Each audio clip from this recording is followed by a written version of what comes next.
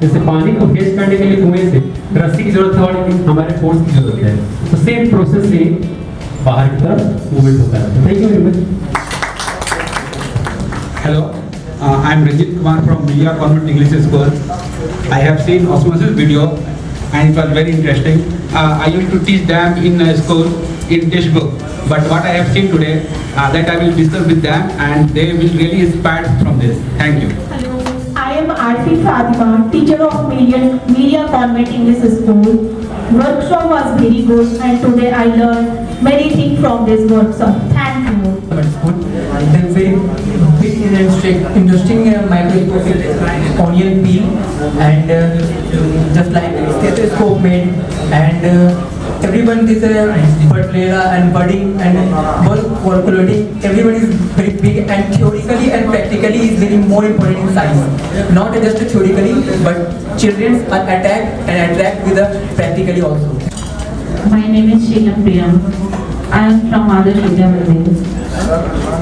ये सारा वर्कशॉप बहुत इंफॉर्मेटिव था और बहुत ज़्यादा ज्ञानवर्धक भी था।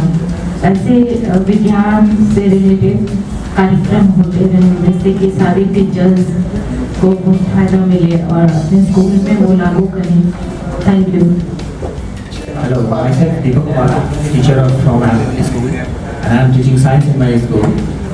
And I want to say something about the session is outstanding and very interesting.